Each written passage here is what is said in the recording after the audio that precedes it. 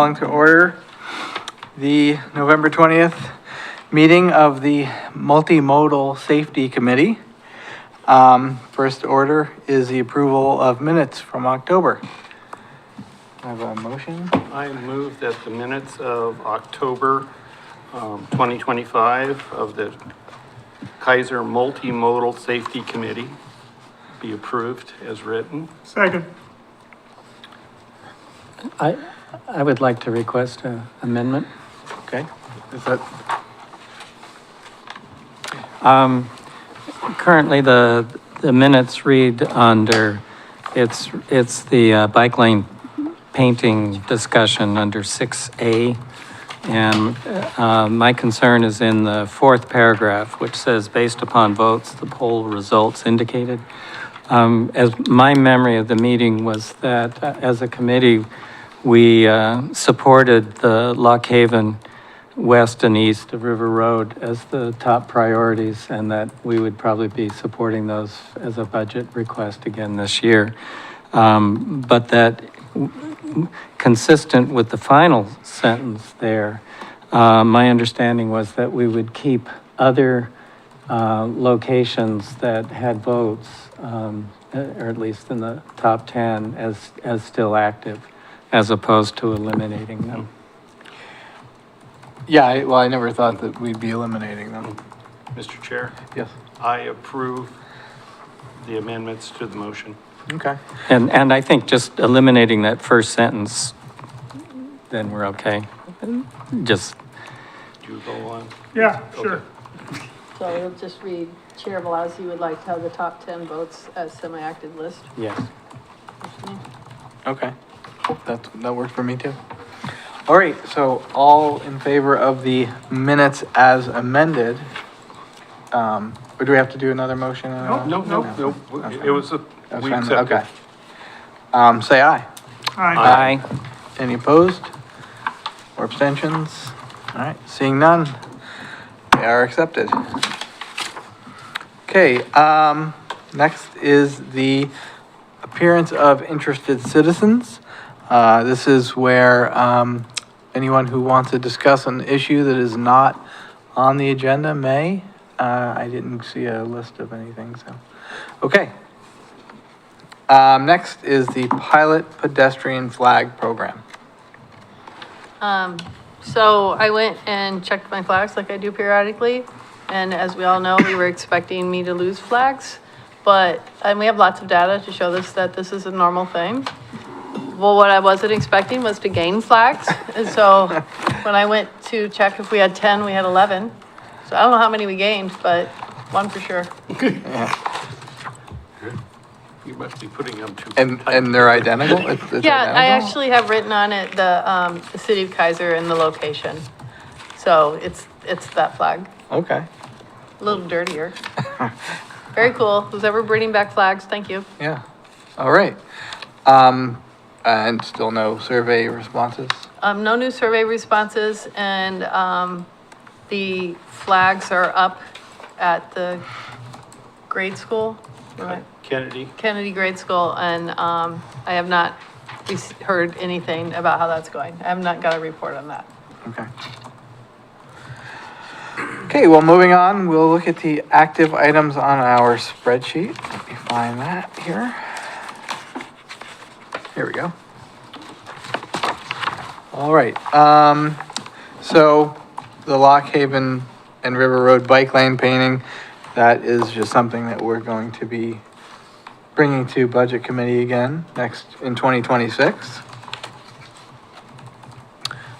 We just had our update on the pedestrian flag. I have one more thing to add to that. Yes. Tonight's my last night, so either we take it off the agenda or someone agrees to talk about it next month. Well, what is your preference? You, as the owner of this idea. Well, I'm gonna continue to support the flags program, but I don't plan on being here for the meetings. So, So I could email anybody who wants information. David, The December meeting was canceled. Yes, Oh, it was? Yes. That's good to know. So this is my last day. yeah.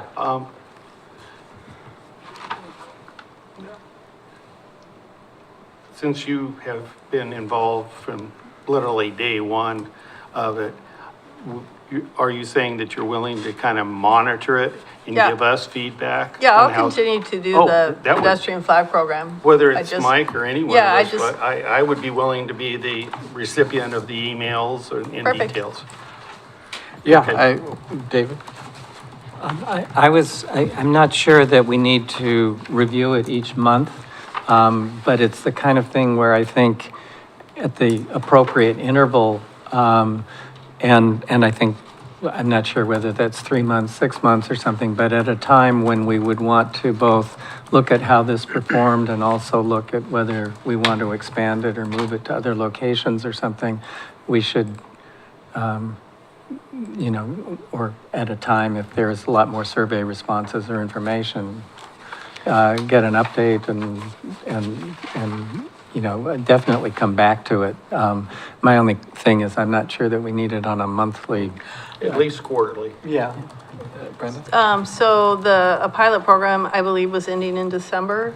So that's when we, probably, Adam Brown, Tammy, Salvador, and I will probably come together with bring something to the city council so they can decide whether they want to continue to support the program.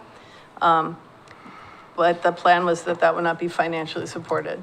So hopefully, the city likes the program the way it was written or has some improvements for it, and we can continue on with it. So assuming they like it and want to continue it, but have, a third party, maintain it, will there ever be a day where we stop calling it pilot?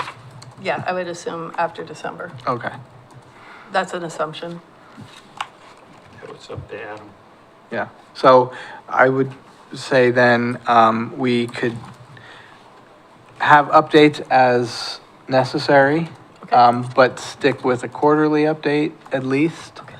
And, I guess our first update would be, I'm assuming would be after you've talked with council to see what their Okay. feelings are. And then we can change the name if necessary to, or at least eliminate pilot from the name. Okay. Okay.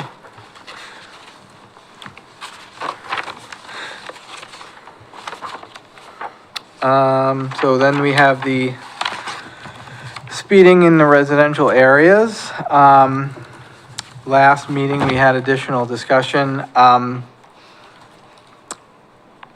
There's some other things that we'll be talking about later on in the agenda that I think could just feed into this, so I don't think there's much to say unless Officer Powell has any updates or any new information about, efforts by the KPD, Regarding speeding. speeding specifically? Yeah, if you've moved, the reader or, Currently, it's at, when one place for a speeding complaint, I think it's on Russet. It needs to come back to get charged because it's solar, and we're not getting a whole lot of solar right now. So it needs to come back and charge, and then the next one will be at Tammy's request, Tammy Coons, for, Keizer Road. That's the next planned location for it. Since we're talking about speeding, we've had, I think through the last meeting or two, we had a couple complaints or mentions of speed racing on Lock Haven from Windsor Island. I'd had several patrol teams spend many hours there, and I sat there one night when I was on DUI grant, and I'm not saying it doesn't happen, it just hasn't happened while we're ever there. So it's just infrequent at best, so it's really hard to do. And we had, Northwest Keizer, Neighborhood Association met last night, and that was brought up again. Yeah. Mostly people that live, like on Newburgh and on that side of Lock Haven, and then, people at the log house. They were nothing in the last week for sure, but they reported spinning. The difficulty for us is we can, go- I was out on DOI Grant and I could roll my window down and somewhere in the city, yeah, you could hear it. Yeah, well, But, yeah, I agree with you, but I'm saying they're still saying it, but I understand what you're Yeah. saying is when and how, but yeah. Eventually, they will be caught, but it's just really hard to dedicate for, say, a half an hour occurrence once every 2 or 3 weeks. and with weather changing, it decreases. Yep. At least, John at the log house said, well, once it starts raining, it goes away, so.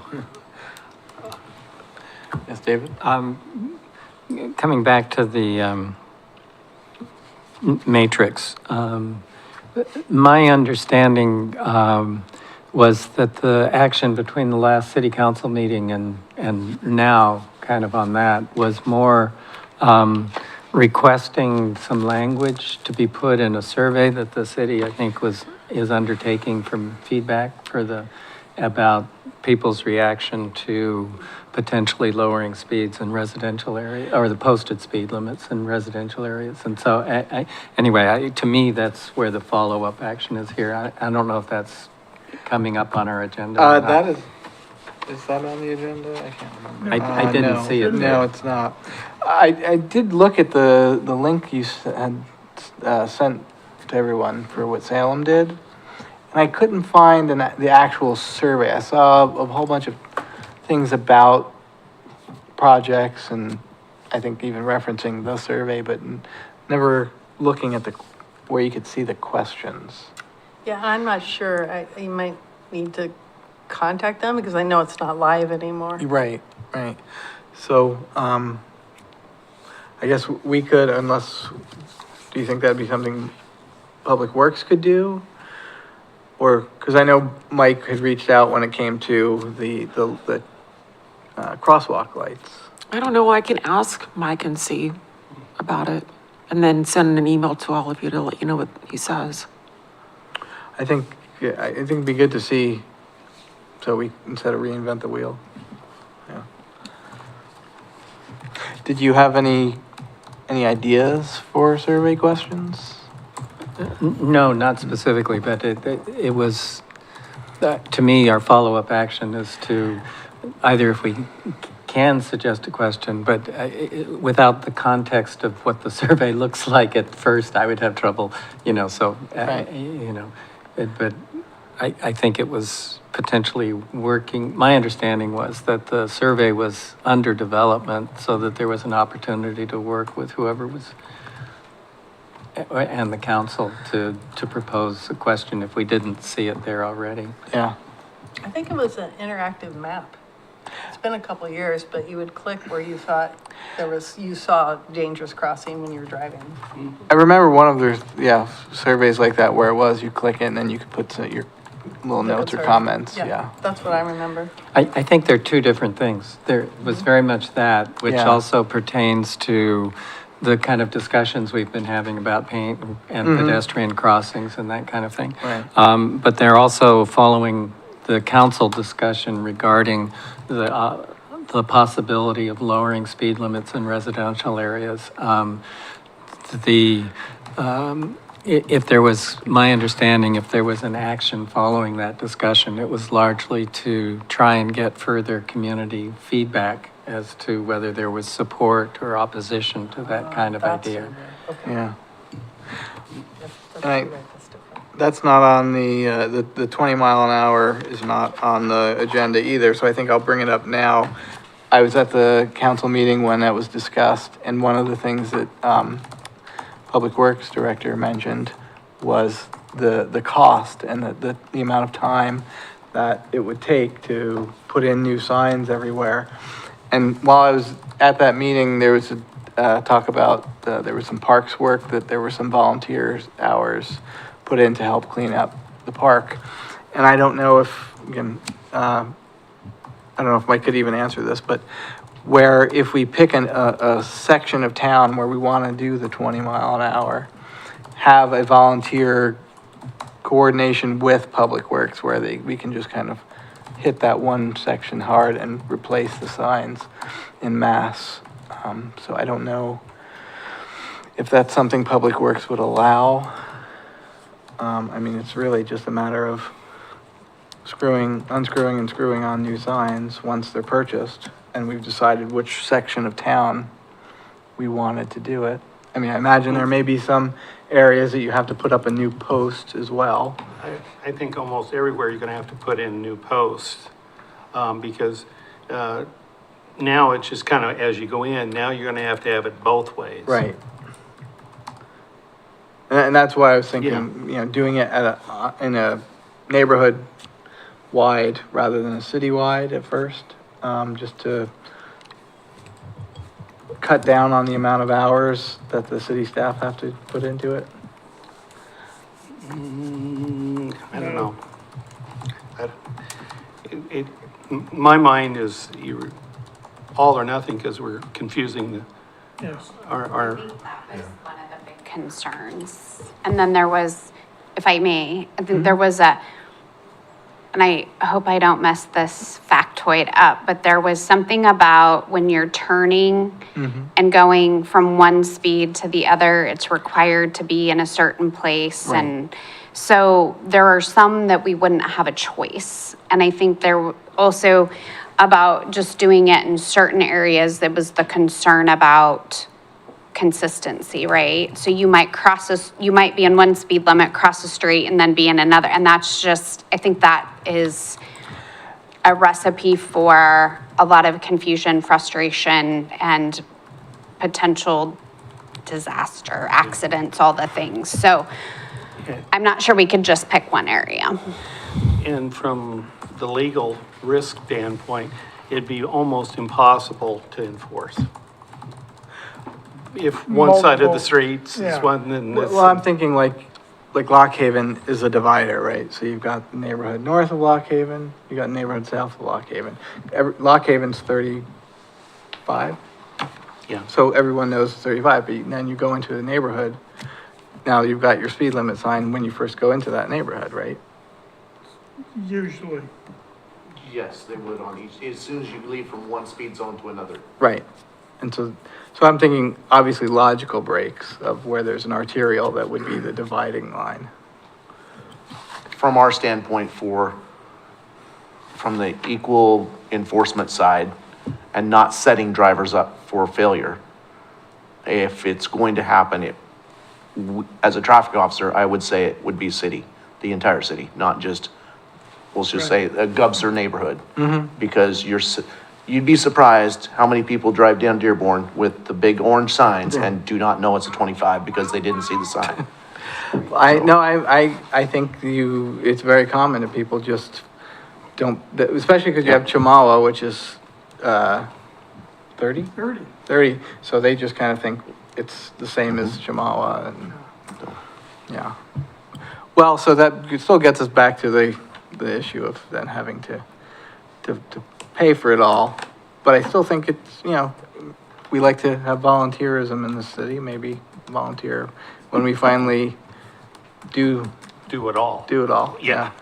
Well, we're just talking, we have to get a dollar value on what it's gonna cost first, Right, and period. I mean, Yeah. it's not worth discussing. I because think, you know well, I that. think, Bill had a dollar amount that night. Yeah, he did. He did, which I don't recall what it was now. It was pretty high. was pretty high. Yeah.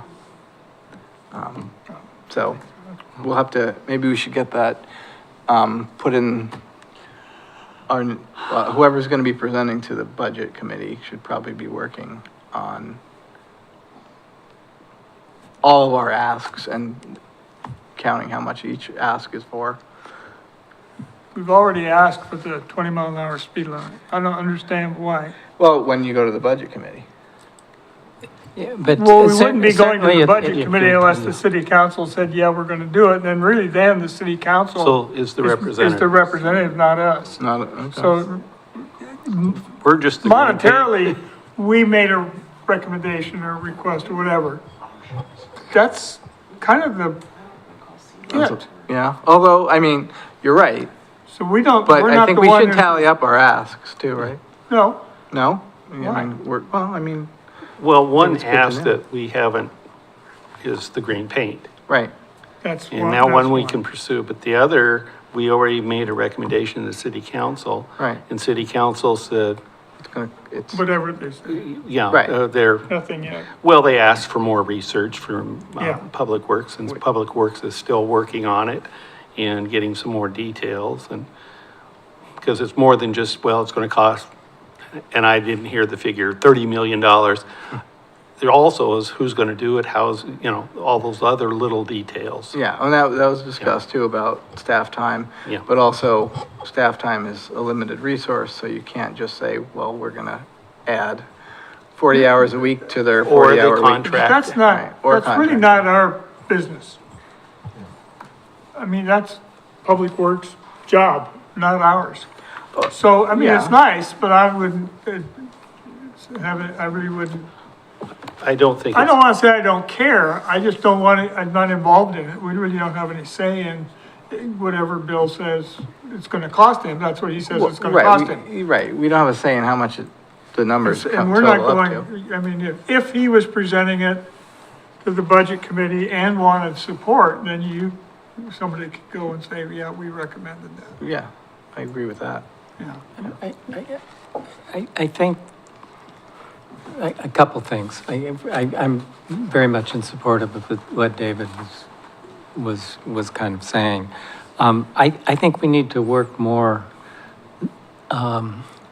less budget requests, whatever, from the committee. And hopefully we're a partnership working with Public Works and the city council and trying to improve pedestrian safety, traffic safety, bike safety in the city. And hopefully we can have things that are generated here or elsewhere that we can get across the board support for. I think that if we're going in and just as a committee suggesting things that aren't supported by the city council and the public works, we're not going to be very successful with the budget committee. No, And I think we need to just be well, helping the Keizer move city forward council there. does sit on the budget committee. And they, and Public Works, so getting a yay at budget committee kills one bird with two stones or whatever. So it is a methodology, and this committee has used this methodology numerous times over the last 20, 30 years, and has been successful on some. That's how we got the helmet program started, was going through the budget committee and some negotiations that was done. So I don't want to ever throw out that the budget committee, that we have to come in here on some Monday night. The budget committee also works. Anyway, something on the residential speed limit issue. That's a major change for the community. And I think that my memory of the city council meeting was that basically, to the extent there was any legs under it, at this point, it really depended on more input from the community as to whether it was something that was supported or not. And that, my understanding is that the next kind of step on that might be this survey. So in this case, I think on that particular issue, if we want that to move forward at all, it's a question of trying to get more input from the community as to whether this is something that people think is a good idea or not. True. I have a question for Officer Bell. So we were talking about confusing people and different speed limits. In Salem, I know there's part of towards downtown that's 20. There's, I don't know what neighborhood that would be, Grant or whatever, that's those streets. Sounds like the commercial district, which is a standard for. No, this is residential. It's the Greenway. Is It's a it- special Greenway on Maple. Is it just the Greenway or Yeah. all those streets in that It's neighborhood? just the greenway, and Just so the all the greenway. signs explain it's a greenway, and that's why it's 20. Right, And it's repeatedly, like, it's very often marked, so that no matter when you come on the street, you see this special slow-down street. I right. believe Officer Powell is also correct, though. I think the commercial district is 20 now. Oh, yeah, I think that is true. I was just, Yeah. where I was thinking that was residential. I thought it went beyond just the Greenway path, streets. So I'd be curious to hear what their experiences with it when you have even just the Greenway. I mean, I know, like you said, we've got big orange, diamonds on the side, speed limit, and it's not affecting Dearborn, so a Greenway sign might not affect people either. So I don't know if you have, I'm unaware of what the Greenway signs, I'm not familiar with it. Maple. yeah, the Maple Greenway that takes you from downtown to, Cherry, eventually. No, No. it takes, it starts technically at, Grant? no, behind Bimart, on around behind the deaf school, onto Maple, and then Maple all the way down, to the Capitol Mall area.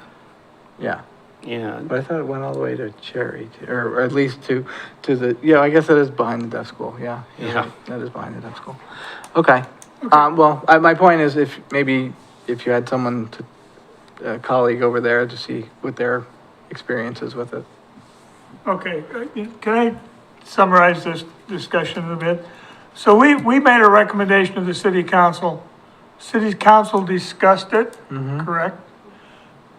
And they requested more information from, I didn't quite catch who was gonna gather more information regarding the amount of community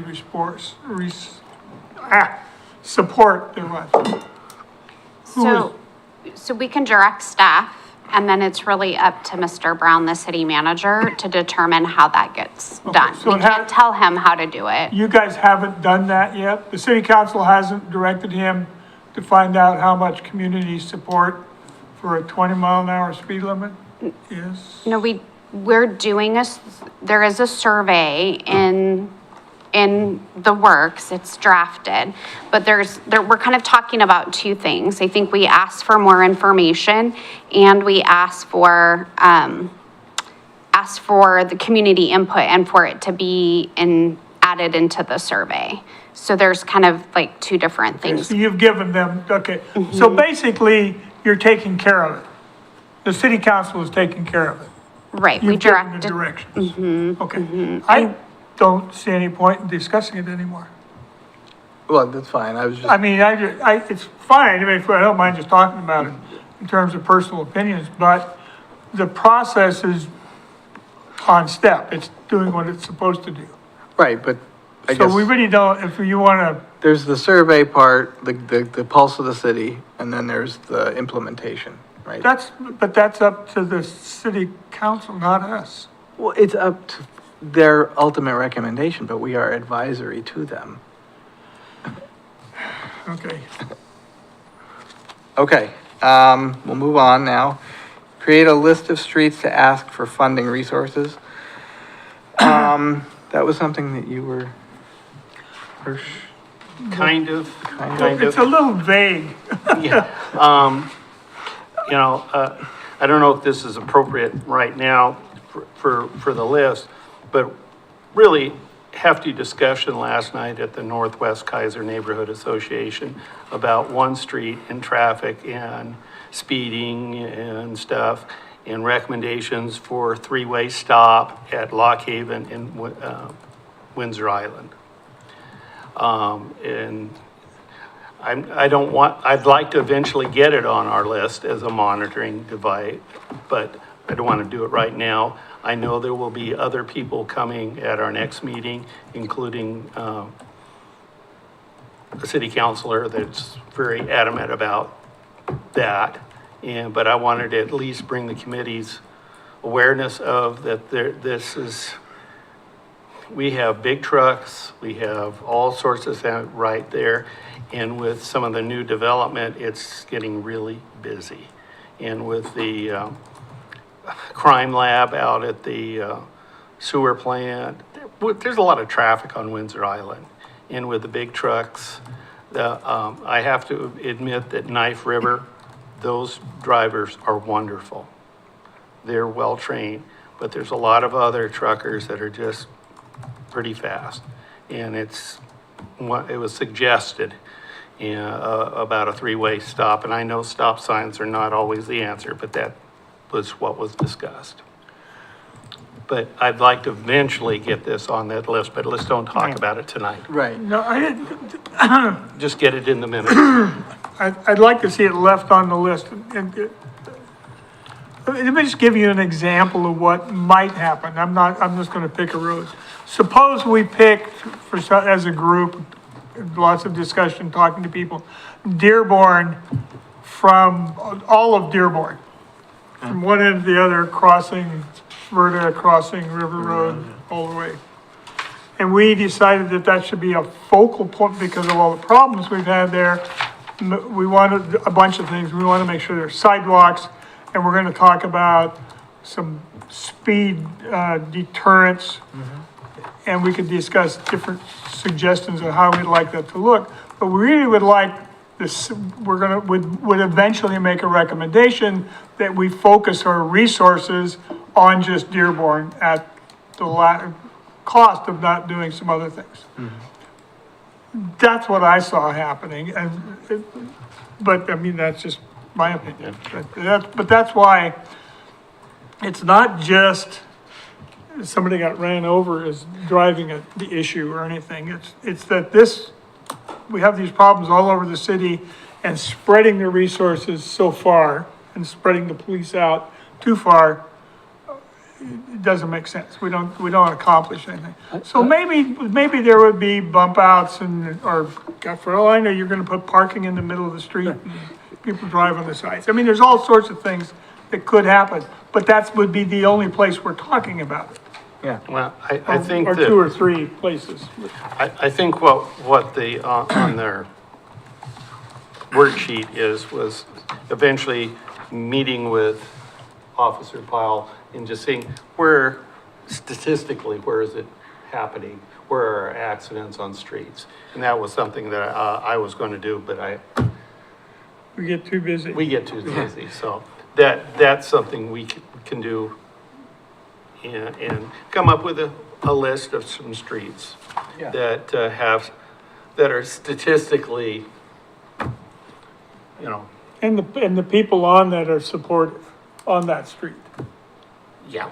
Well, that's kind of a two-step. First the stats, Yeah. and then sometimes you don't, I've been around long enough to know it may be a problem, but the people around it don't support the solution. David? I don't know where this one came from, but I've always read this one very literally, which is that David and Hirsch would work with Officer Powell and Public Works to get their feedback as to where the problem areas are, which is different than kind of the process that we've often had here, which really emphasizes those parts of the community we that just we're, haven't- that we're most have- familiar with, and bring Yeah. some of our own personal input to. So it was a more quantitative look at where the real problems from the police and Public Works perspective was. And that's my understanding what this one was. That's totally how I understood it, kind of stacking on KPD's information, Public Works information, maybe it being in a school zone, just stacking on, and that's going to become the priority area to work on first, and that's how we ask for funding, rather than just, like you say, we've heard someone come in or we've said something, and then we're gonna say, hey, city council, spend money on that. Yeah, I believe was there. Yeah. It's just a matter of, we haven't got together. Yeah, okay. All right, We'll do that first. yes. So I might suggest that we see what the data looks like that's already been requested, and I know that the police department's compiling for, that there's a task force that's already working, and asked for a lot of data already. So you might look at, when that data is compiled and released, you might look through that and then see what other data you are looking for, rather than potentially asking for the same data or duplicative, or you want to parse it out later on. So that's coming. Thank you for that idea. Yeah, I think that's more efficient. Thank you. But, Officer Powell? Yeah, what data is requested? I don't know if is it from me or? No, It's above me. yes, Okay. you are. You got Maybe I missed something. the pass card on that one, so you're good. Thanks. Or the get out of jail free. I was gonna say that, and then I was like, Okay, all right, so it looks like we're done with that list. So moving on to the next item is the pedestrian road crossings suggested locations. I could not find what I made years ago, so I Yeah, just, that was an extensive list. all right, well, I made an extensive list too. Oh, okay. I maybe even more extensive this time, I don't know. But I just basically, went through Google Map and I just looked for bus stops and busy streets and distances between actual signalized crossings or stop sign crossings. Does that count as signalized, a stop sign? No, I didn't think so. And then, so I just made my list. Looks like, I think, David, you added both Lock Haven and Verda and Lock Haven at Trail. I didn't add trail, but I would support that. Oh, okay. Oh, I see. That's just the one we both did. It was Verda. So this was my first stab at areas that I thought, as money becomes available, we could get crossings. Lock Haven and McClure, that was a success. We have a crosswalk, Oh, we do? Okay. a lighted one. Do we? Yeah. Which one? Okay. That goes to Keizer Elementary. Oh, okay. Yeah, that It mustn't we have. it mustn't have been on, I couldn't have seen it, I saw it on Yeah, Google yeah. Earth. And the other one I would like to add is Windsor Island and Lock Haven. Pretty busy. That's, as I mentioned earlier, there's suggestions of a three-way stop and a crosswalk right there because kids are walking down Windsor Island because there's only a sidewalk on the west side and then crossing over to Right. either go to McNary or to Keizer Elementary. So I would like to put that on the list. Okay. Mark out McClure and put Windsor Island. Yeah. It's your last night. Do you have any, Brenda, to add? No, that's why I was asking for a survey, Okay. because I don't, Yeah. And the survey I think was a bigger ask, not just crossings. oh, I know. Yeah, No, I so. mean, but like, I didn't know. I felt like I'm pretty good with bike riding, but not so good with walking. Just one step at a time. Yeah. That's funny. I had a question. Does anybody drive on Verda a lot? I have a question. I really don't know. Which part? All of it. Are all the mailboxes on one side of the Verda? Yes. Well, I remember once, a long time ago, I don't remember if you were on, Yeah, in between when you were, at some point, people were complaining about Verda because somebody almost got hit. Dr. Rohila came to the Yeah. meeting Yeah. and testified. And so we asked, at the time, why the post office wasn't allowing mailboxes on both sides of the street. And I talked to whatever the post office person is, at their office, and they said, well, that's what they do. Because it's too expensive to do it on both sides of the road, and it really isn't an issue. And I was thinking the other day, because it happened, I was driving down Verda, and somebody was walking I don't want to say decrepitly, but somebody my age walking across, and we don't eat up the space real quick, distances. So anyway, I was wondering if, we haven't had any, I have complaints lately, but I wondered if that occurs anywhere else in the city, where, with those new boxes they put 20 houses in a group, half the people have to cross the street.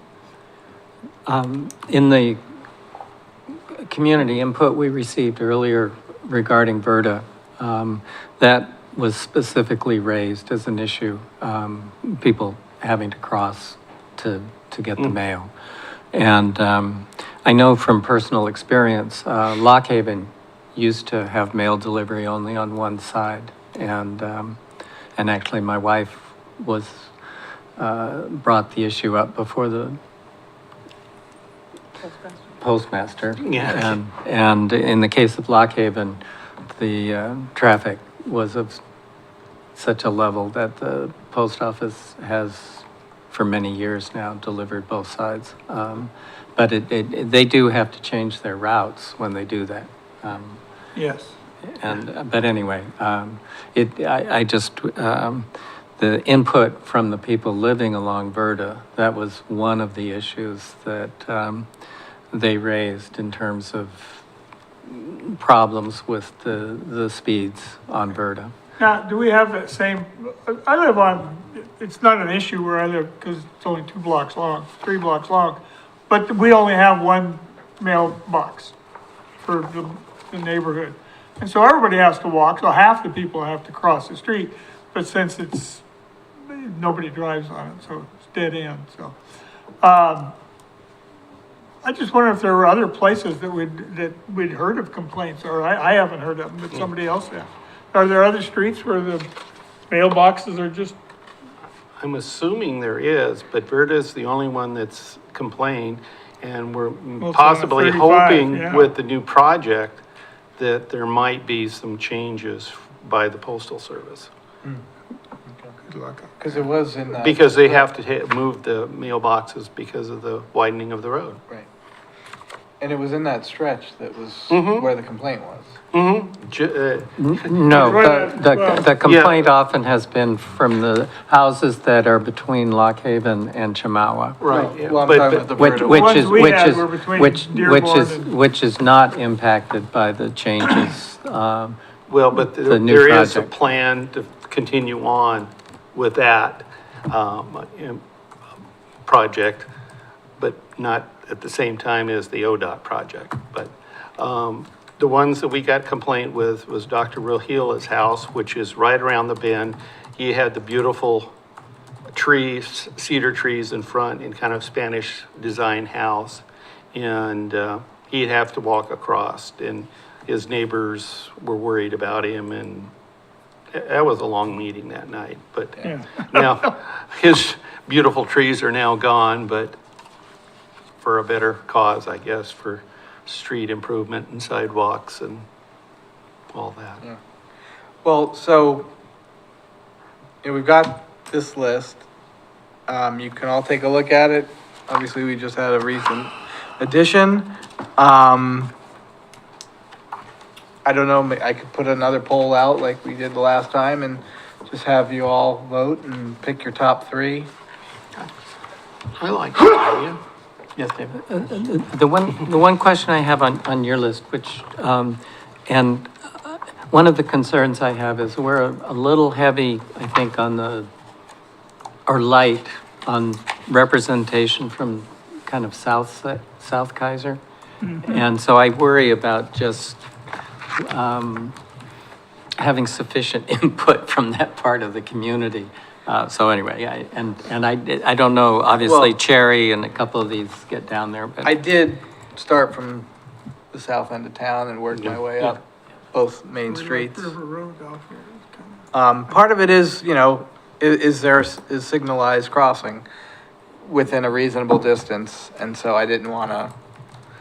I love that, I Stack love too that much. phrase, you know what's reasonable to me? About a half a block. Well, look, So if there's not a crosswalk within 75 feet, I'm serious, I was kind of half joking. But seriously, when people are walking, if it's a pedestrian, what's reasonable? that doorway is reasonable. I'll walk that far to use a crosswalk, but I'm not gonna walk any further. Which would mean right. we'd have a crosswalk every, you know. Right, I also, this is our first steps in these things, so to Yes. speak. Yeah. And so it's like, if we can get this done, then 30 years down the road, we can get full infill on that. I have a question for the officer. I can't remember this, I'm trying to look at my maps, not coming up. The street names, down by the bowling alley, down and past that. Maybe it's just quirky that I come across more, is it Plymouth? Apple Blossom. And Plymouth, Down in there, Veeps, isn't there a little convenience store that people cross to a lot down there somewhere? Or a bus stop? Plaza Morelia. Okay, I need, Yeah. I don't know my street names. Yeah, that's right. Apple Blossom and Plymouth are a little bit offset, but in that area, In yeah. that area, yeah. Yeah, Plymouth does have a, transit stop at the corner. And regarding transit stops, should we make more of it, should we take that into account? I tried to, Okay. yeah. Especially on Got like, Chamawa, I was looking at And their that transit would stop. or- bring the Lock Haven and Windsor Island one, because there's a transit stop Right there. right there too. Yeah. So that is a good multimodal. That's right. Okay, well, so I'll set up Okay. the, oh, yes. Chair de Blasi, so, and I appreciate Mr. Philbrick's comment about, input from the southeast area.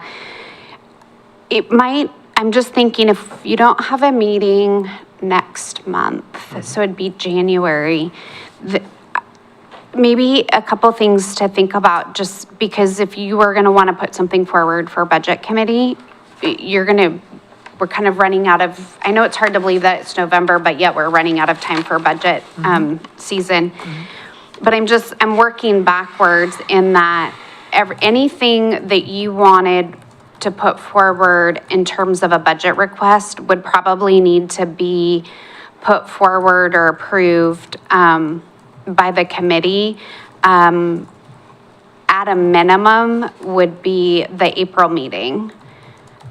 So if you're wanting to send this forward for input to any of the neighborhood associations or the Community Diversity Engagement Committee, we might want to have some direction tonight, because I think most committees probably will end up not meeting in December. Right. So now you're up to January. Right. And so we're starting to, Yeah, crunch time. yeah, believe it or not. So maybe have a little bit more dialogue about what the next steps are you want with this list.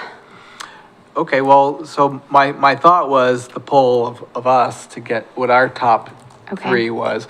But, maybe before that, we do put it out to the neighborhood associations and the diversity committee and have them say, Add this is to good, it? or add to it. okay. And then we could do the poll. And then you do the poll, I'm just gonna say, try to get this information through December and maybe into January, and then do the poll amongst the committee and have it discussed in February.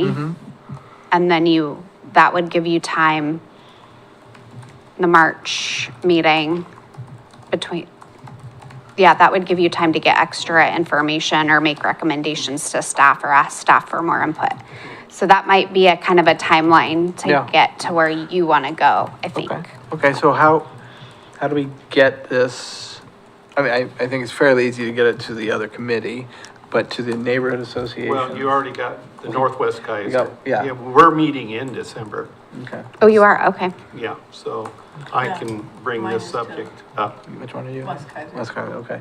So if you wanted, Yeah, as a, yeah, I can. Thank you. I know GUBSR isn't meeting in December because they're They're a little busy. a little busy. yes. And then you have the southeast and the greater northeast. Yeah, which unfortunately Tammy's not here Yeah. tonight. We could have given it to her. Colleen Yeah. would be the contact. Colleen, Tammy, and Patty Tisher. And I think maybe Miss Wilson might be the conduit to helping on that. Okay, I have a question about this. yes. when we talk about crosswalks, we're talking about crosswalks, correct? Yes, I cross, mean, we're we're not, not just talking a because line of every paint. intersection's a crosswalk. Right. Okay. So you could just paint a crosswalk. You could paint a crosswalk and put a sign up. You could put a flashing yellow light in front of the crosswalk. Every one of these things adds a bunch of money. Absolutely. You could put, I guess the extreme would be putting a signal that the guy pushes the button and it goes to stop and he walks across. That would be the ultimate crosswalk. Somewhere, isn't there another one? The one up on, is it up on Lancaster? They push a button and it flashes yellow, but it doesn't ever go to red. It just flashes. Just flashes yellow when they want to cross. So anyway, you have a whole variety of yeah. things. So not only do you have to decide where you're gonna put it, you have to decide what do you want, so we need to discuss at least what do we want there? And then all of those, each one of those would come with a cost. Absolutely, yeah. So, And you'd have to make all those decisions, and I think April's, in terms of the budget committee, when I was on it, I would have wanted that information at the 1st of March. Well, the budget doesn't. I know. Mr. Dempster, the budget doesn't get released until May, so. know. I'm just saying, I was on the budget committee, and I wanted stuff before the budget committee even met. I just thought we were always crushed for time once we started. So, I'm just throwing that out, just, you may have less time, even less time than that. On the Lock Haven in McClure, this committee made a recommendation, needed a crosswalk in that area because we felt there was a need. Public Works took the step after City Council, and they did the engineering study of what the best for that area. We're not engineers. And so, we got a crosswalk, we got something, in my opinion, even better than what I was envisioning. So, if they say, no, a flasher isn't there, we can't wire it or whatever, but we can do this, they know the engineering better. I think our level is, here's the statistics, here's what the people want, here's our recommendation, work on it. yeah. And that's how it happens. So I don't think we have to get into whether it's a flashing green, blue. The lights out here in front by the library was another thing that came through this committee. Right. And the Public Works, through their engineering, whether they contract, on Lock Haven, they contracted for a traffic engineer to make the study, so. Now, the one issue I see with that, though, is I assume when the budget ask is not, unless maybe I'm wrong, the budget ask is for a implementation, right? Or is the budget ask for a study? Money. I get that, but is the money for the study or is the money for putting something on the ground? Either What, one. to put it on the ground, the Lock Haven one's our most recent one that I know about. The money that was asked for included everything, including the study, to do it right. So how far ahead would we have had to be? Because first, we've come up with, we'll just say, Lock Haven and Verda. Now it's up to somebody to decide what is going to go there, right? So there's time, that's a time that we might not have with the budget committee. I think, Chair de Blasio, I think the one thing I've learned is that nothing happens quickly. No.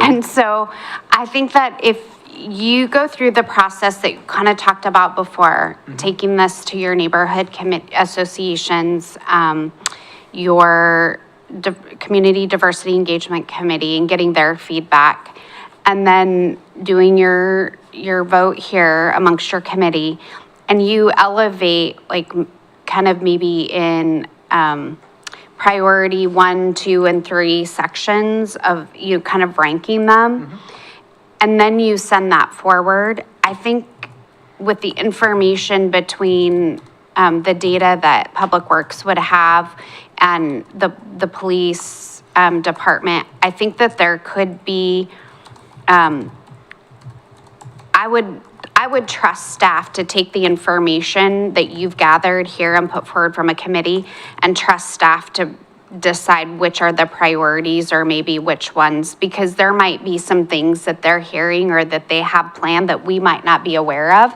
And so that would be, in my mind, here's the chunks of tiers, priorities, and then let them decide, determine whether they would need to contract with a traffic engineer or what that might look like. So that would just be my suggestion, and then they'll know how to budget for it. Okay, okay. All right, well, we will do that. Dawn, I don't know, do you want me to write up an intro to that email that you sent out? Okay, I Yes, will do please. that. Blasey, and then Dawn, do we still have time to get that on the December CDEC agenda? Yes, if you can get it to me, It's to the northwest, so we can get it on our website. Oh, I'm sorry. if you could get it to me by like Tuesday, Yes, I then, can. okay. Yeah. And then, perfect, that will go on the December meeting? Yes. Sweet, I love Okay. it, thank you.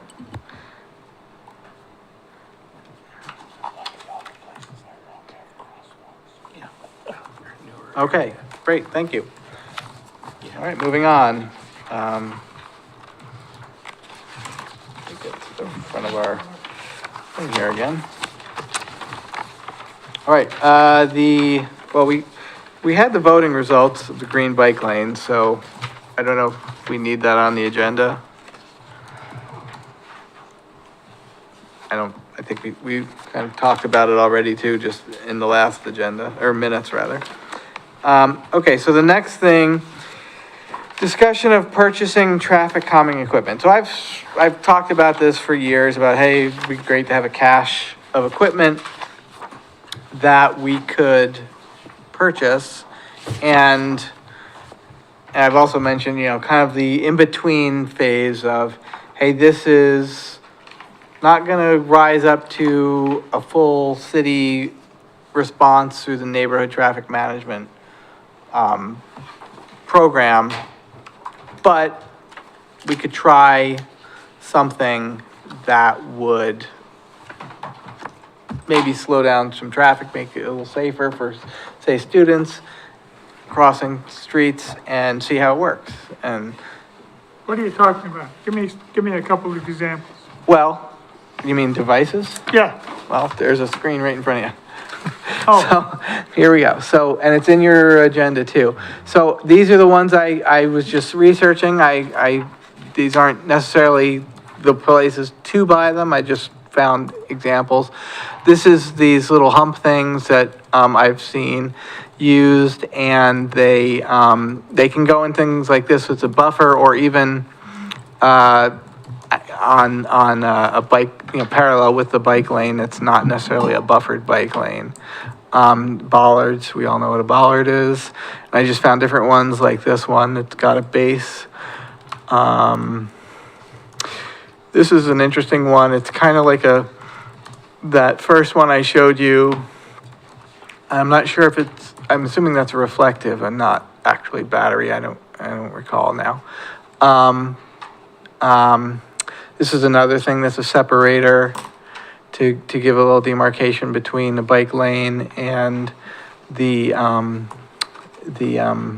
travel lane. And another bollard. This one, you might have seen, I know I've seen this in Salem by the school zones, and so it just a very, obvious school zone crossing. This is just there, and it's there for permanently and lets people know that they're in a school zone. Another bollard. And these are speed cushions, so these are, things that are not permanently made like an asphalt thing. It's just bolted into the ground, and it provides a gap for emergency and bus vehicle tire widths, but not for car widths. And so that was it. So these are my ideas of spending some money, getting a cache of equipment, obviously another budget request. And then, when we are hearing of an area that's a bit of a problem, installing these things because they're temporary, seeing what kind of impact it is and helps inform us about You're permanent. saying that somebody brings us a problem, we decide how to fix the problem, and then we recommend that Public Works do it. Public Or I Works, guess go to the city council. Yeah. And they would tell public, is that your picture of what's going on? well, I mean, right now I'm thinking, if we get an area that we're hearing enough concern about, and, like Keizer Road by the school is one of those places, people are concerned about. Do this as a temporary safety measure to see if it has an effect. And then, I don't know if we have to get city council approval to direct Public Works for some of these Well, you temporary have to things. go through city council to get the money. And I'm talking, this is after the money for this thing. Oh, after the. Yeah, this is, yeah. I don't see it. What don't you? This is a major risk management issue, because people will sue. Yeah. And, on this particular issue.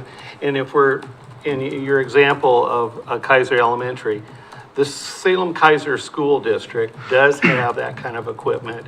Safe Routes to School has that kind of equipment.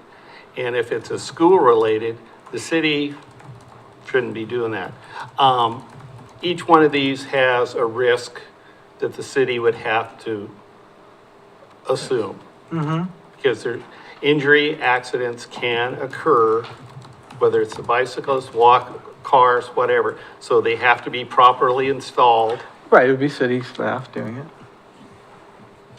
We're very limited on city staff and stuff. Right, I'm not saying, okay, we're gonna do all of River Road with this. I'm No, saying, if, Actually, that would make more sense. yeah. well, but, But if you're talking about a school area, that's where we need to partner with the schools, because they do have that equipment. Well- Those signs that you said, those are school district signs that are Yeah. put out.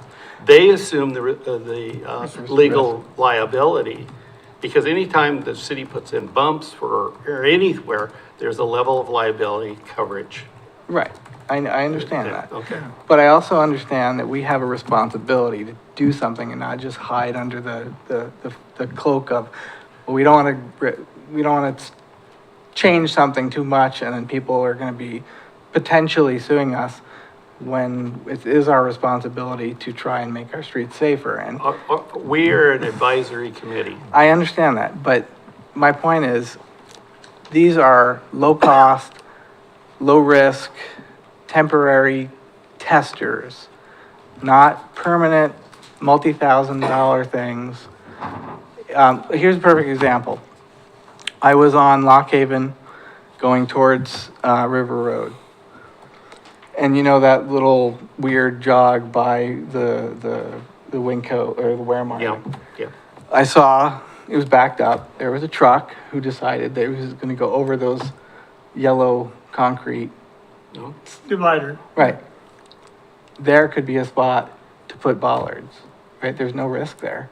They're not supposed to be driving over it anyway. Oh, the floppy one? Yeah. Yeah. But I see us as recommending these to Public Works Right. versus us supplying them.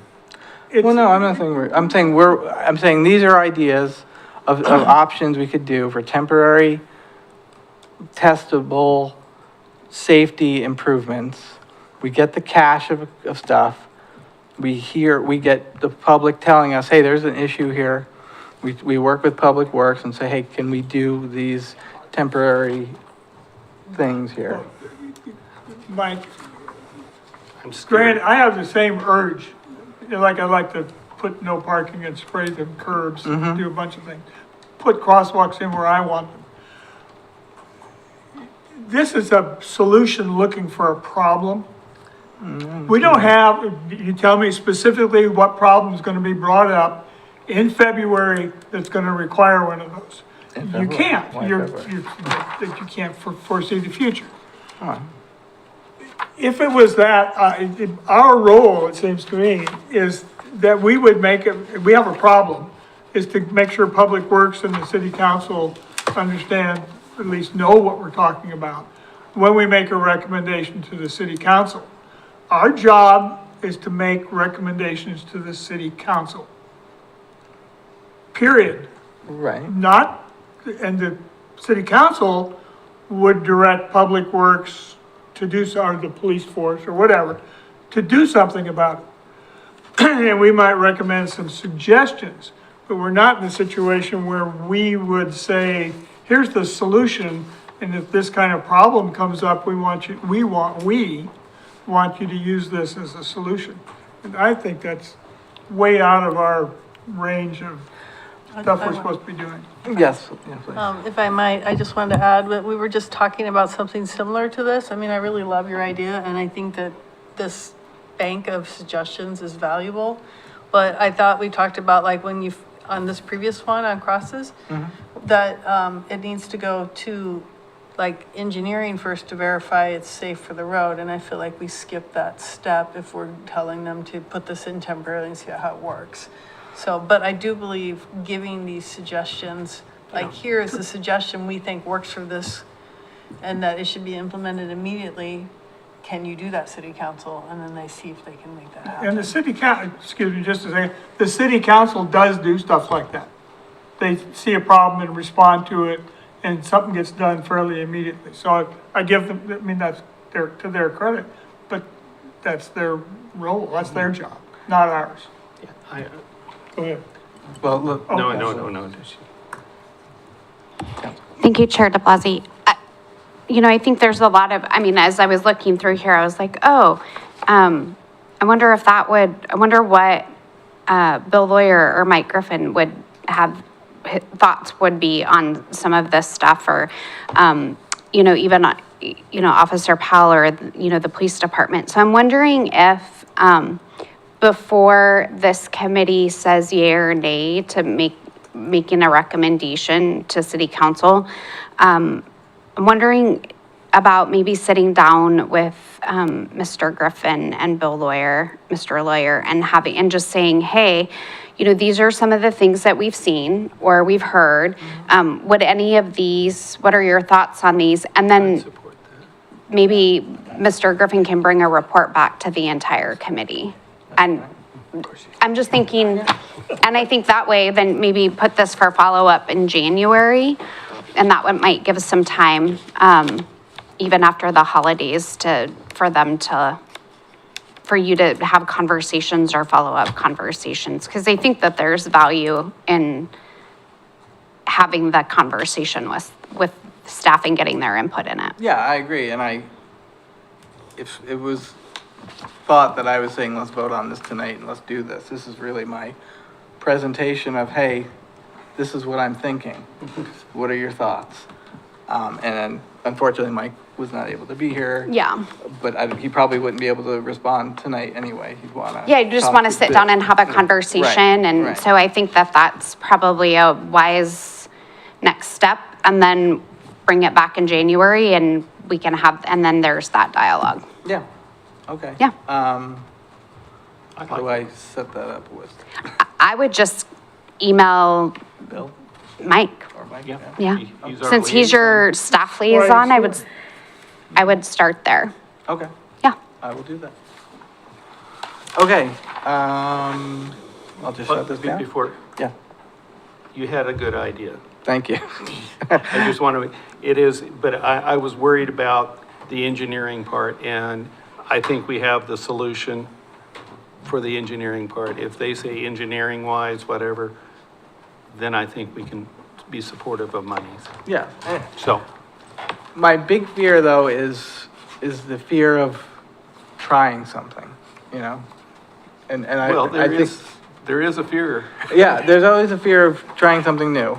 And I think there's other cities. as we know about the green paint. You're right. So, okay.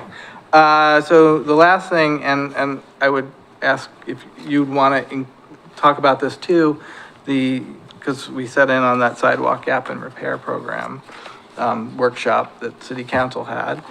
And, I thought it was interesting. And I know it's an expensive endeavor. So, one thing that I thought was of an idea is, which was interesting, was it's not, and this is what Bill, I'm paraphrasing Bill, is it's not necessarily your standard, I don't know how even thick they are, sidewalk. With curbs, Right, it could be it could be like in front of, the light. yes, thank you, the light. So there is opportunities for creativity. And McClure had that, and technically, Verta Lane had that. Verta Lane had nothing as far Right. as width, but the city didn't build the bridge on Clag, it delayed that for 2 years, used that money to put a wide area as the two schools were being built. So, Yeah, now, one thing I don't know the logistics of this, or I don't want to say legality, I don't think it's not a legality thing, but one thing is about money, right? So money, how do you pay for this? And I know some cities do this, they have their own city gas tax, so I wonder what a 1 penny gas tax would, and if, I know the state gas tax can only go to road things, but I don't know if a city's gas tax is equally limited. at our Northwest Keizer neighborhood, our counselor kind of explained this program, and that the city was hoping and has some good lines on selling some property out there at Lock Haven, and the Keizer Station. Oh. And that money would be earmarked. Not all of it. No, but some of it would be earmarked for. Just want to make sure if anybody's watching. Yeah. She used the figure of 100,000, is that correct? I think that was the number that was brought forward. Yeah. Yeah, just because it's a pilot project. Yeah, to get it started. And then there was some talk about, we having another hotel, that there's the transit, no, Transient, I can't, there's a tax. TOT, transit Yeah. occupancy. Yeah. tax, And there's a possibility of that, but that needs more discussion. So it's it's a new program. It's a wonderful program because we've needed it for all, and we'll see as a pilot how it works. I don't remember, and I don't know if it's in this thing, but how much it was per square foot? Oh, I apologize. I didn't bring my notes either. Yeah. Um, Because I did the math and I was like, well, that doesn't seem like too much money. Because like enough money to do. no, the cost per. Oh, yeah, section. I was surprised it was not as high as I would have expected the cost per foot to be, so Right. that was a surprise. I think there's another funding mechanism, that they've talked about with streetlights, the LID. Oh, yeah. Local improvement districts. So there are a lot of options, but I think it was really good that we had this work session. We started the conversation. We have like a pilot project, and it's just something, and a lot of this was educational, I think, for a lot of people about like who's responsible, and what the city already does to work with property owners, to address, sidewalk issues as a result of trees and things like that. So, I know we want to have a follow-up, so. David, you had something? I noticed on the materials that were sent out to the meeting, on one of the final slides, it talked about next steps. And I assume these slides were from the council's work session. It talked about finalizing the draft, presenting it to the Multimodal Safety Committee, and then presenting the program to the council for approval. I know in some of the materials here, there was some information, but I'm ignorant as to what the city ordinance is, and it just referenced it in here. I don't want that information now, but it's like, if, I would welcome the opportunity to be able to understand what the city is proposing and And correct me, so two things. Dawn, can we get the link to that work session sent out to everybody? Because I think that would be really helpful, just for them to have it in their email and then they can listen to it or watch it.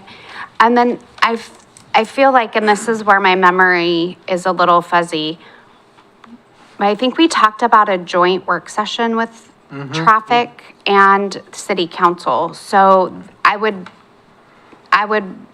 think that that is something that we would want to do as well, That's what was mentioned. yeah.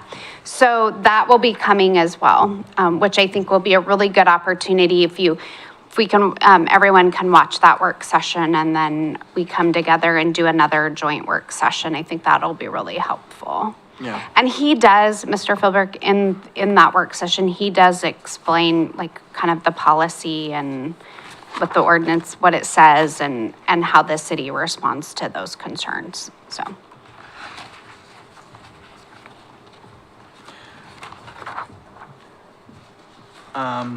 Anyone else have any comments about About what? what was in the notes or the minute, the agenda from the slides or? I live up on Wheatland Road, and I'm sure they already have a plan of putting sidewalks in, correct? Kurt? It's on the city's It's in there. website. Yeah. With- My only question every time I drive up there, and as I drive down Lock Haven, is that we've got a few churches in Keizer. Yeah. They're not residents of Keizer. So they're not, it looked, just from reading it, it looks like they're not eligible for putting in this program, which is fine. I mean, I don't, they're just more noting it. And the other was that if, I wasn't quite clear, this is all, I think the word resident is kind of misused. It's really property owners. Because if you live in an apartment building, according to my understanding is, you don't have the right to complain about the site. You can complain about it. You don't have the right to go through any process about improving it if you just live here in Keizer. That was all. I was looking at, for example, there's an unsidewalked place there up by Kennedy on Keizer Road, right by the church. That's right on the corner at the traffic circle. Okay, and I know the people at the church, but there's no sidewalk. Who uses the sidewalk? Well, the church uses it once a week, but really there's a whole bunch of people who live down in the apartment buildings that use it. And if they would like, and there's no sidewalk on either side, if they would like to improve that, that's tough. They don't really have, outside of going and just complaining about it, they don't really have a process where residents of Keizer can do anything about it. Because the owner who lives somewhere else doesn't want to do it. And that kind of bothers me, so. That's all. Well, that was something we talked about a lot in the neighborhood traffic management plan too. Yeah, right, residents don't use, they shouldn't use, it's just property owners. It's just like, Philadelphia in 1776. Yeah. Well, I guess do you know if by the time we have a work session, what more we'll have for a presentation? I don't know what the time frame will be. I think making sure everyone here knows that Mr. Lawyer submitted his retirement plans. So, Bless his heart. yeah, Yeah, he will be retiring, I think it's February 6th, kind of that Friday, that first Friday, I think, in February. So Okay. I'm not sure what the timing on that is, but I know that they're working on it. Okay. So that I know that they'll bring it back, but that might be when you reach out to Mr. Griffin, maybe check in on the timeline. Okay, will do. Yeah. All right, so. Oh, yes. I think getting that link to the work session would be really helpful. Yeah. Yeah. I guess, yeah, Dawn can just send that. All right, so moving on to, the committee member input. Start with you, Hirsch. A question to Officer Powell from our meeting last night. The U-turn on Newburgh, what goes, because there was a sign put in there, no U-turn sign, right in front of, Put in is an exaggeration. okay, well, I requested it because, it, just kind of like you can drive down Shoreline, it's a 25-mile-an-hour zone, so you don't necessarily have to have it posted, but it was a courtesy that we put out to remind people because trying to gain compliance. It's still an illegal U-turn. If you make a turn there, it shouldn't have to be a required sign. In fact, it doesn't require a sign. It's not legal. It's in state law. I agree. We put the sign there hoping to get people's attention. We are getting some results. Actually, that was one of my projects I was gonna talk about. Okay. But while we're in that subject, we put the sign out. We've done a couple targeted enforcements to where the traffic stops are, because of what they're doing, the traffic stops are occurring inside, the high school parking lot. And we have a spotter there. It's like, hey, this vehicle, this license plate, and they go all the way through past the stadium, and then there's an officer to meet them to flag them over. Because they make that U-turn and right back into Celtic, and we try to avoid any further congestion. Yeah, But it is working. About 2.5 weeks ago, myself and Miranda, my other motor partner, we sat there. There were 21 or 22 cars that turned around. 12 of them, there were absolutely clear violations.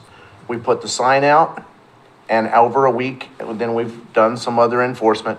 The last 2 times I sat there, just as observing in an unmarked, just sitting there, there was 4 that would warrant either a traffic stop or a citation. Obviously, we've gotten complaints, but for everybody's knowledge, it's not necessarily the students doing it. At least 50% of the drivers are parents. So it's not an uninformed youth driver. It is parents that are just in a hurry. And I've actually had other conversations, a quasi complaint from a parent who received a citation because there's no sign posted, so we put a sign there. And nobody cares, even though she was at the same area that I have other speeding complaints and trying to get enforcement there. well. It's she's wrong on working. that because it's coming up at the neighborhood association. meeting. Are they feeling relief from it? Yeah, they just saw the sign and say, is that gonna be permanent? Probably, that is just a sandwich board sign, Yeah, is all we that's put. what, yeah. I don't know about a permanent one. Like I said, it doesn't even, it's not required to be there. It was just as a friendly reminder, it's like, hey, please stop this, so that we didn't have to cite as many people. And I would ask you as the Newburgh, Celtic, resident in there to pass the word on to get students to please stop the behavior. We don't like writing the tickets. And So- the neighborhood there is a very close-knit in many ways there on Newburgh. And they're really good about doing issues and bringing up stuff. Now, Lieutenant Hines coming to our meeting next month, so there may be some questions, so you may want to fill him in, so. Okay? Oh, he's well Oh, aware, okay. and there were, there were plans to have the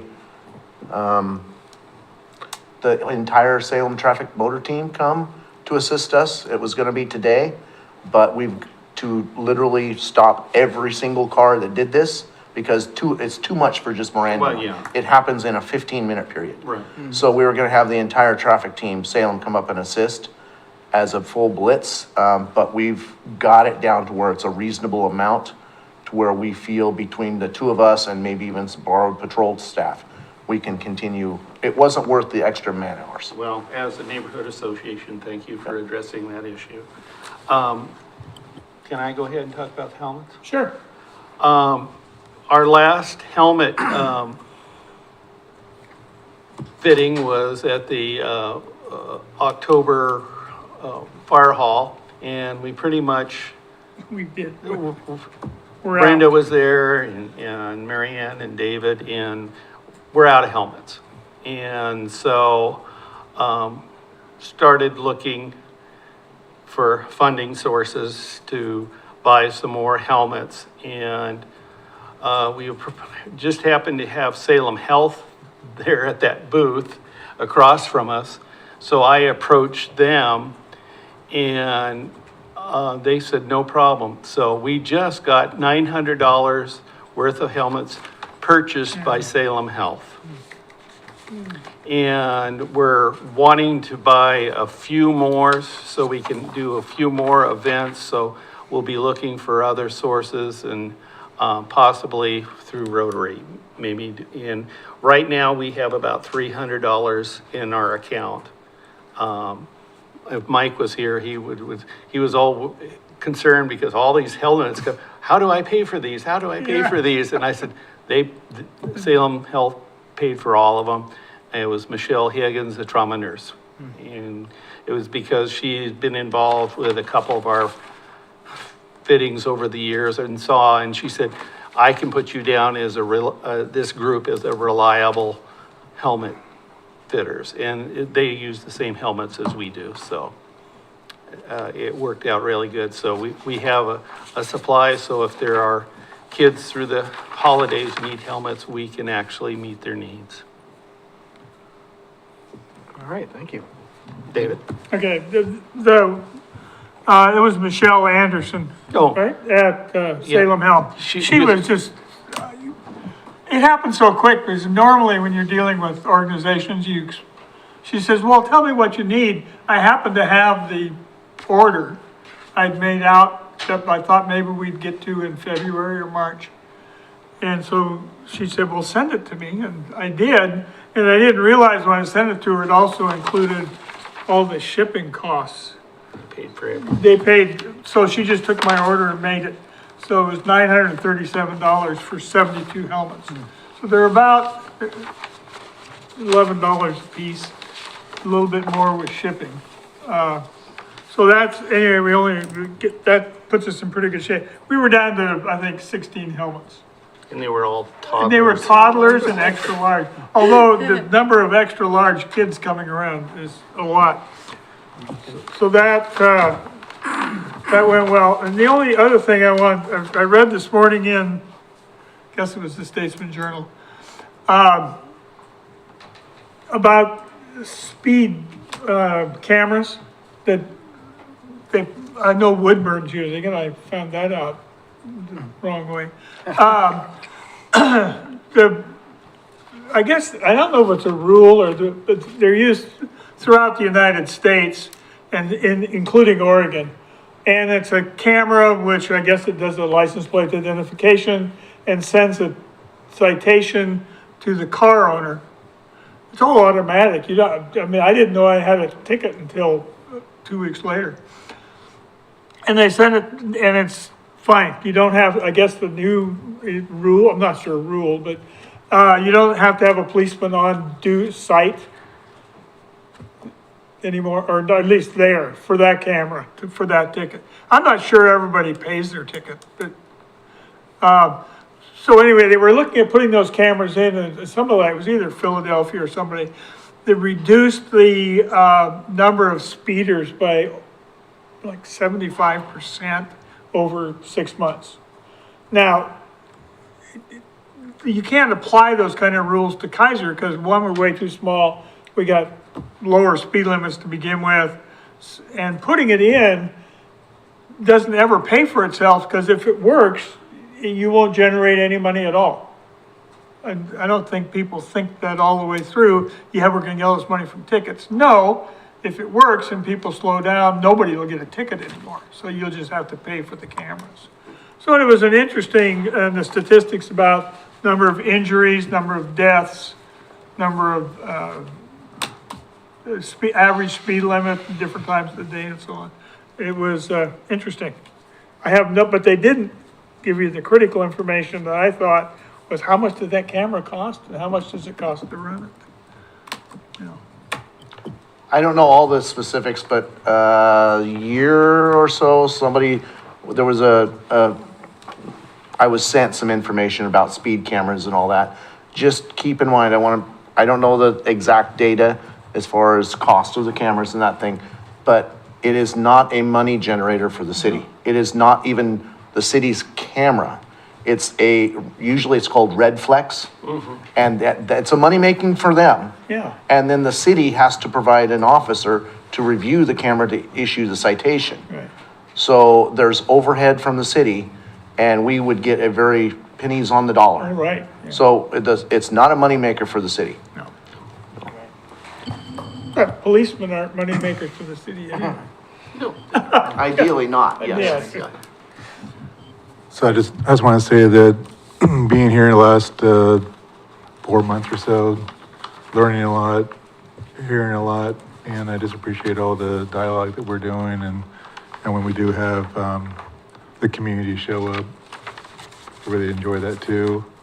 And also just wanted to say, Brenda, thank you for your service for us, for this community, and I wish you well. And also to everybody else, happy holidays.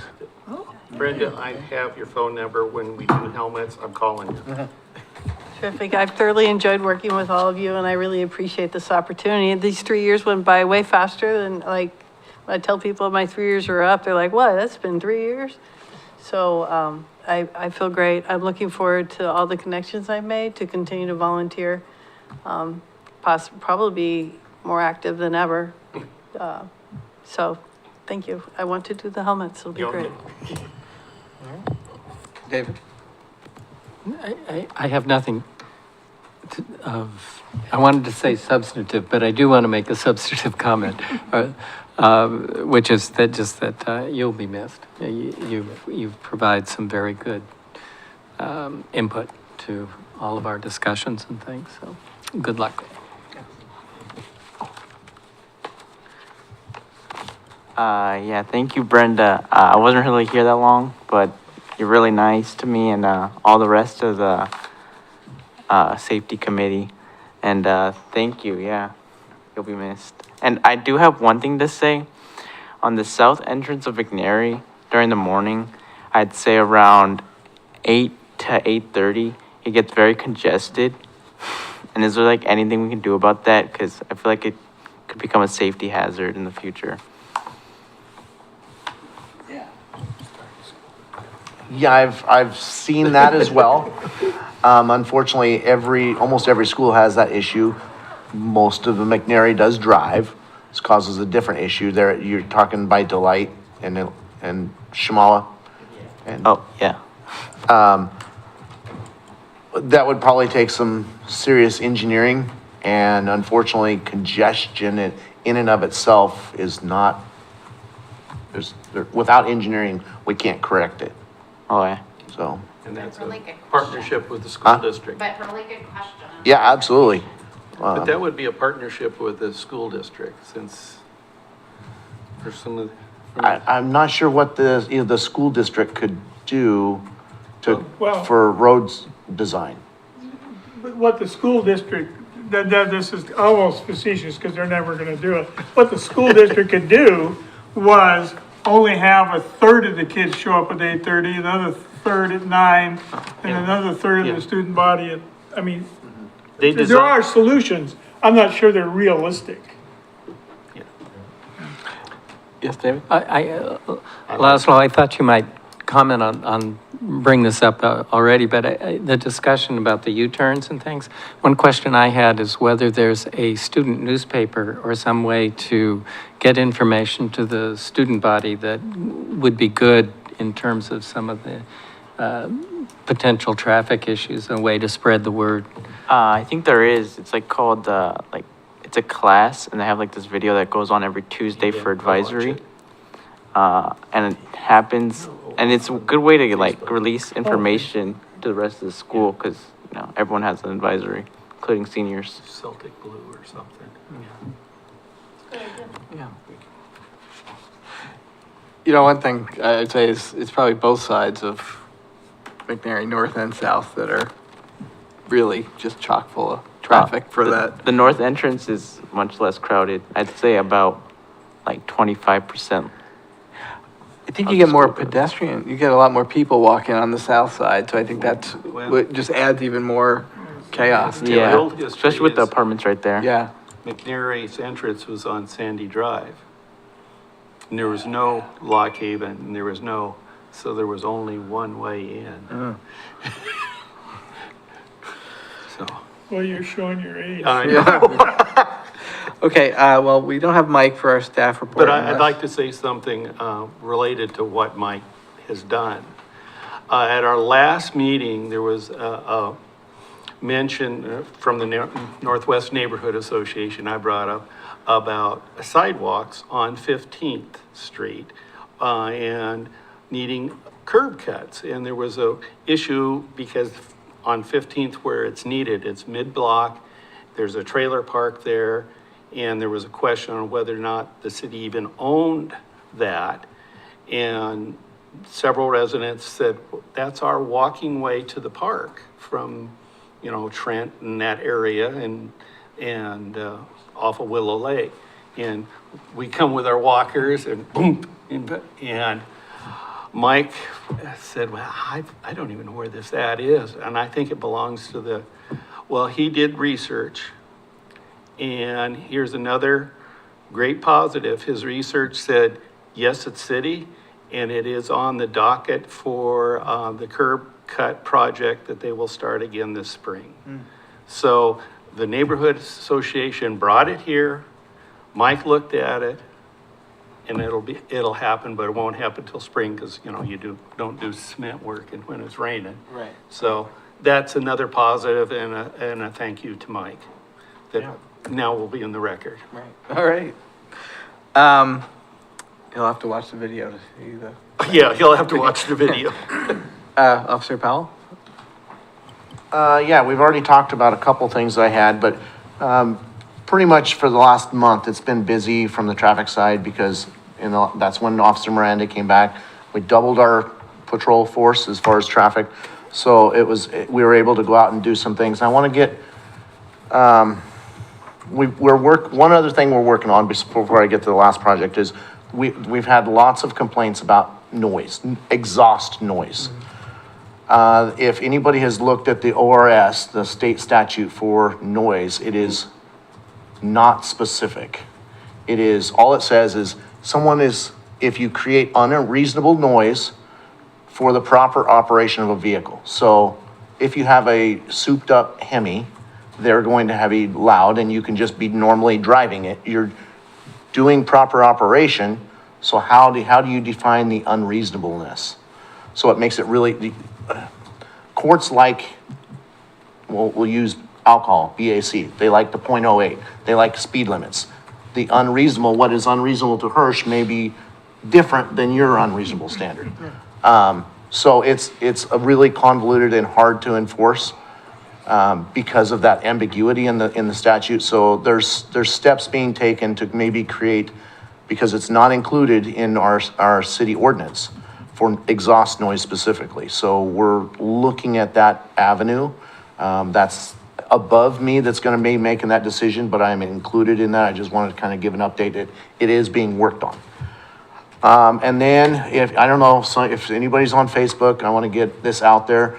There's the Salem traffic team, Keizer traffic team, Silverton's got a motor, Woodburn's got traffic team, Marion County's got traffic teams. Everybody's got small pieces of traffic team. but sometimes projects get so big that it's overwhelming for that one specific traffic team.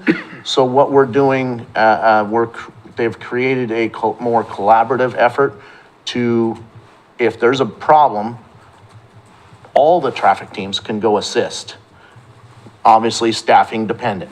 So it has allowed Officer Miranda and I to partake in a couple of those, and it's a give and take between everybody.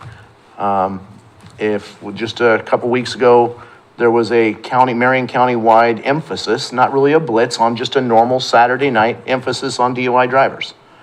We had 5 DUI arrests on one night, on a normal Saturday night, which is kind of unheard of, but we don't usually get that many, but that was the emphasis of that night. One was on Grant specifically. And then we were gonna use it for Newburgh, but we've decided we've kind of got it back into reasonable to where we can deal with ourselves. Just yesterday, we went out and assisted Salem and Marion County on Highway 22 for speed enforcement. Okay, it was because that is a known speeding issue. I mean, I live out there and I'm passed while I'm on my marked patrol motorcycle. It happens, trust me. And then a flip side of that, the parade is coming. Both those traffic teams are gonna come and assist us on our traffic control. So, yes, that's why we can justify us being outside of the city for these projects, because we bring them in to help us. Just to kind of explain that if you see, why is a Keizer officer out on Highway 22? Well, that would be why. They're not lost. We're not lost, and we actually probably are still on the winning side of that trade-off, because when we go to Salem or whatever, we can provide 2, they can provide up to 7. So, A question about that Newburgh sandwich board sign. Yep. So what's the plan for it? How long are you gonna keep it out? Are you gonna bring it back out, say in January, February, to kind of refresh people? well, that was my idea, and I haven't got that far yet, to be honest. It was just as, let's try something, see what sticks. And so far, it has seemed to work. There's been less people. Some of it is maybe due to the enforcement. We're trying to make every contact, even if it's a warning, we're saying, please, please, please, tell everybody to get the word out. So if it continues to work, I would have to get with Public Works. Obviously, I borrowed the sign from them. They were able to scrounge that up, but we might be able to put a sign up. Everybody knows if we drive the same route, most people don't even look at the signs anymore. They're just creatures of habit. Yeah. And I'm thinking that because I intentionally had it placed at one of the spots they commonly use for a U-turn, the sign is in their way. Yeah. So it makes them they have to see it. How long it'll be there, I don't know. I haven't got a complaint from the homeowner yet. It's Griffin. Oh, okay. He's the chair of the Northwest Keizer Neighborhood Association. Okay. So he's on your side. Okay, as long as I'm not taking one of his parking spots. So, I haven't come to a conclusion as how long it's gonna be needed, but once the problem's kind of abated itself, it'll probably come away. Okay. The next likely step would be a permanent sign, though, not just redoing the sandwich board thing, or? No, it would probably be permanent. And then I even talked with the principal of McNary. He was totally on board with it, and, but he like earlier, he has no control. He hears the complaints all the time because the homeowners complain to him, but he can't control it. So he was totally on board with it. And he actually made the suggestion of, when I made the plan for the Blitz to get permission to use his parking lot, he suggested do it the first of the year, do it now, do it early year, and then, 2, 3, 4 times a year, just as a kind of friendly reminder, just to try to, especially in the first of the year, to break the habit. Yep. So. Okay. Tell us about the parade. It's December 13th. When's the street gonna be closed down? River Road. Yeah. River Road will be closed at 6:15. Okay, in the past, I've tried to push it to 6:30. And especially at nighttime, it's a little harder to make sure everybody's safe to clear the roadway. Last year, I had to delay the actual beginning of the parade for a few minutes. I was almost, I don't remember, 5 to 10 minutes late because there were still random cars coming out. Darkness, people just, they can't see the signs or Yeah. sneak out. Yeah, and the parades at Possibly, so. And I heard last night from Jonathan that McNary Marching Band is in the parade, so that's wonderful. Now, when you close down are they forming at Lock Haven again? Yes, that's 3 o'clock. From McClure to River Road will be closed at 3. Okay. The River Road from Lock Haven to Plymouth will be closed at 6:15. Okay. With crossings at periodic crossings, not wide open crossings, Shamawa, Dearborn, and Mandarin. And Very good. you're closing Cherry down on the 2nd, 6 PM for the tree lighting, right? I actually haven't been, I knew that was coming up. I haven't been asked for that Just the end of support Cherry yet, so. Yeah, just the end by the tree. From the bank? Yeah, yeah. Just it's- that block? Yeah, that from, triangle, yeah. from Mandarin to Greenwood. Yeah, Yeah, Yeah. Very low impact. yeah. I should, Yeah. And I was told that you were in charge of the weather, that it'll be beautiful that night. I mean, clear. If only I had that power. Thank you. Okay, our council liaison, do we have anything? I know, I took all this thunder, didn't I? Yeah, no, that's great. I'm glad. So thank you. I look forward to our upcoming, work session. So I'm gonna, try to see if I can be reminded of when that is. And then I just want to say thank you to Brenda. Really enjoyed getting to know you this year and look forward to you volunteering other places. So, but yeah, I don't have anything else. All right. Thank you. Okay, so, the member who's reporting to council, Trevor, on December 1st, are you available for that? I am available. I just need maybe a little help on that. Yeah, so Dawn will send you, the summary of the meeting, and Okay. it's pretty low key. You just go there, come sit in that seat and just tell the council what happened here. Counselor Starr will maybe prompt you if you didn't say something, or you might get some questions from other Okay. counselors, but it's usually not very intense. Okay, thank you. Yeah.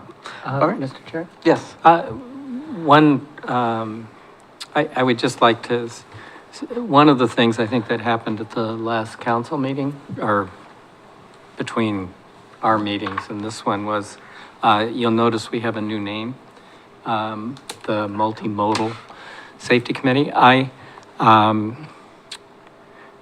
fully applaud the effort to make a committee name that is much simpler and easier and straightforward and well understood than what we had before. I did go and look up the definition of multimodal, and it talks about statistics, it talks about AI. It basically says two things being done at the same time in two different modes, which would be like taking the bus and riding a bike. I don't personally think it is a name that to the general public would describe the purview of this committee. I have no better suggestion. All I do is throw out that I think that if we can find a suggestion that would define, and what we had before was difficult to remember. I was always fumbling with our committee name. So I think the idea of something simpler is really good. I don't have a suggestion, but I invite people's thoughts as to if we can come up with something that we could take back to the council as a more descriptive title. I think that would be a positive thing. Well, just to prove that we're not a monolith, I actually liked the new name better than what we had offered to council. Yeah.